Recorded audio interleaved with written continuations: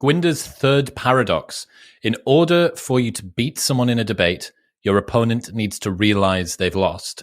Therefore, it's easier to win an argument against a genius than an idiot. This is the reason I stopped debating. Well,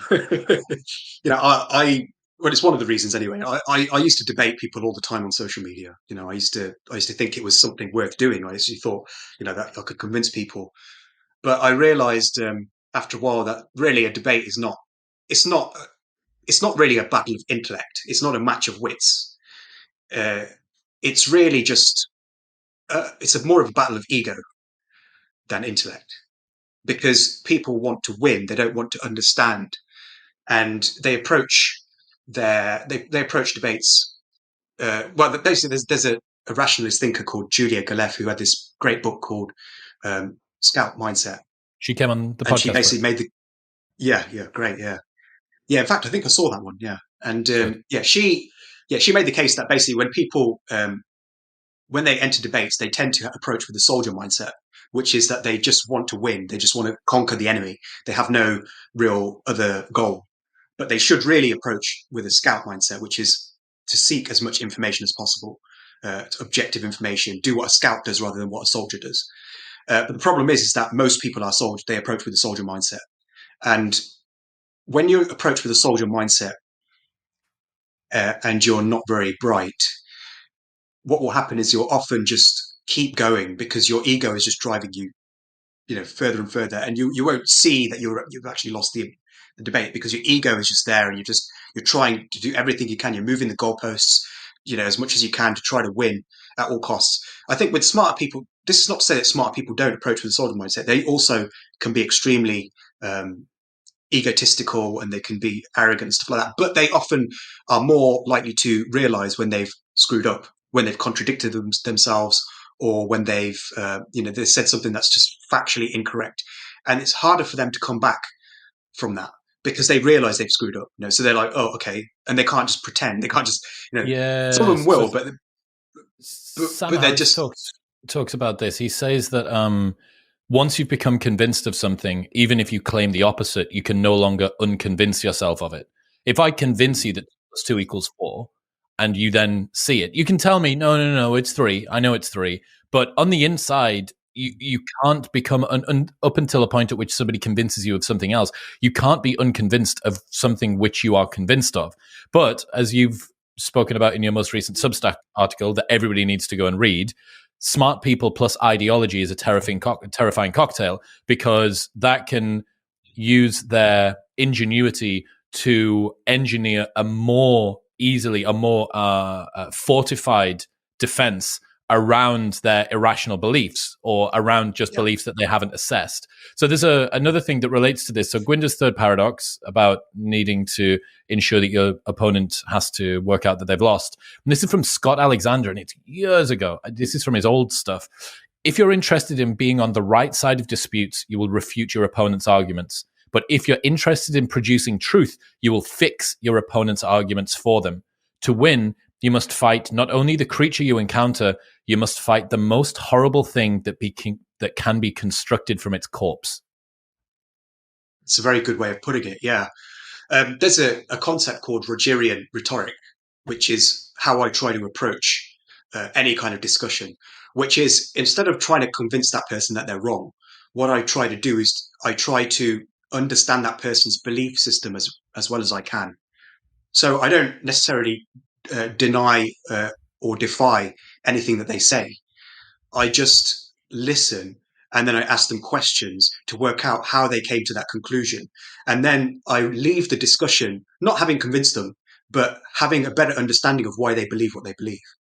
And I think that's far more important, because that helps me to better understand positions that I disagree with. Then I will formally, maybe I will attack their beliefs in a piece of writing, where I can really think it through, and I don't have somebody, moving the goalposts or anything like that. But I'll do that formally in like an essay. I won't do it in a discussion. I found that trying to change somebody's beliefs in a debate is almost pointless. It's like trying to change their mind through a rap battle, So it's just it worked for Eminem and 8 Mile, but yeah. I'm totally on board with that. And someone asked in a Q&A a couple of weeks ago about how I remain at least partially impartial when it comes to speaking to people. And for me, the question asking, I called it the Socratic method, but you've just called it, what was that one? Rogerian rhetoric. It's different from the Socratic method because the Socratic method is an attempt to win an argument. It's basically an attempt to ask questions until you lead somebody into contradicting themselves or into saying something that's not true. Whereas Rogerian rhetoric dispenses with that completely. Rogerian rhetoric is purely about trying to understand the other person's position from a neutral, objective point of view. So trying to understand what experiences in their life led them to the beliefs that they have with them now, no matter how wrong those beliefs are. So if somebody believes that the world is flat, instead of trying to refute that, instead of saying, if you use your binoculars and you peer out over the horizon, you'll see that the sails of ships appear before their prows. You could say something like that to refute them. Or what you could do is ask them, so how did you come to this belief system? And what is the evidence that convinced you? And then once you've asked these questions, you get a better understanding of why they believed what they believe, why they were persuaded by that. And that in itself is valuable because now you understand why people believe it, which is probably more valuable to you than just refuting them and changing their beliefs. Do you get what I'm saying? So it's a different value system. It's basically more about understanding. I actually think that is much closer to the position that I take as well, because my goal is very rarely to ask people questions that make them look stupid up until the point at which they recant all of the opinions that they've got. It's much closer to that. How do you spell that first thing? So it's Orgerian. So it's Roger IAN on the end. Roger IAN. Rhetoric.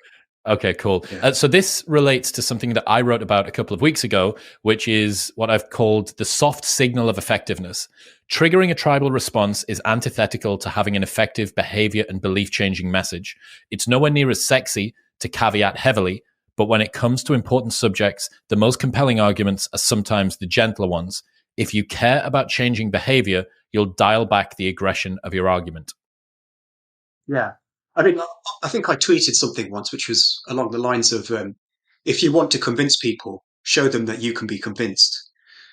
And I think that works very well in life, because if you show people that you're open to their arguments and that you're willing to hear what they have to say, people are far more likely to reciprocate because they see you as more of an open-minded person, and they say, okay, this person gave me a chance, so I'll give him a chance. It's like, if you go into an argument straight away trying to win and you immediately deny what they're saying and you say that this is wrong, instead of actually listening to your arguments, they judge your character. They essentially use Wittgenstein's ruler in a way.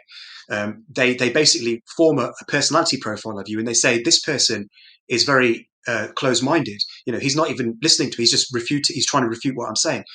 He's attacking me, and then they go into war mode. They start red alert, and then they basically want to debate you. So you set yourself up to fail the moment you try to immediately refute what somebody is saying. I think it's much better just to sort of just to listen to them and again, use this Rogerian rhetoric, understand why they believe what they believe. And I mean, this shouldn't be something that you do just so that you can win an argument. You shouldn't just listen to them so that you can understand their argument, so that you can beat their argument. But it should really be a goal in itself, just to understand, that you have a better understanding of other people, because it's important to understand why people believe what they believe just as much as it's important to believe the right thing. So it helps particularly for people like you and me who are seeking to understand human behavior. We need to understand why people adopt false beliefs, and that is much better achieved by just having a good conversation with them, not disagreeing with them, just asking them questions about their belief, about their life, about why, what kind of evidence convinced them, what kind of evidence might convince them that they're wrong, and these kinds of things. And then it makes you more well equipped to deal with these beliefs in future as well. That's an added bonus. What's happening, people? If you enjoyed that, then press here for the full unedited episode. And don't forget to subscribe. Peace.